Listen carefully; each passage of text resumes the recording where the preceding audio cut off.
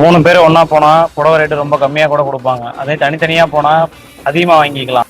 ஓ அப்படியா, இதை நான் ஃபர்ஸ்ட் போறப்போ. ஓகே, அவன் போயிட்டு வரட்டும். அதிகமா கொடுத்து வாங்கிட்டு வந்தா அடுத்து நம்ம 2 பேர் போலாம். வணக்கண்ணா. வாங்க. இந்த படம் எவ்வளவு போகுது கொஞ்சம் பாருங்கண்ணா. இந்த புடவையா? ஆமாண்ணா, அந்த படம் தானா. இது போவாதுங்க. அது போவாதா?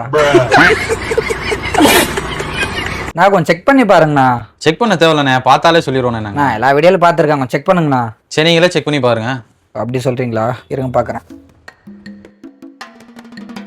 ஒண்ணுமே வரல, எல்லா வீடியோல ஒயிட் கலர் வரும். ஒயிட் கலர் மட்டும் இல்லண்ணே, சிவப்பு கலர்லயும் வருண்ணே. சிவப்பு கலர்ல வர்றது செம்பு ஜருகண்ணே. வெள்ளை கலர்ல வர்றது மட்டும் தானே வெள்ளி ஜருக. இது மாதிரி எதுவும் வராது, பிளாஸ்டிக் போடுவோண்ணே. இதுக்கு எதுவும் வேல்யூ கிடையாதுண்ணே. இது 50 ரூபாய்க்கு தானே போகும். 50 ரூபாய்க்கா? சரி, நான் வீட்டுல கேட்டு. சரி, கேட்டு வாங்கண்ணே. பெரியவங்க இருந்தாலும் கூப்பிட்டு வாங்கண்ணே. சரி, ஓகே, கண்டிப்பா.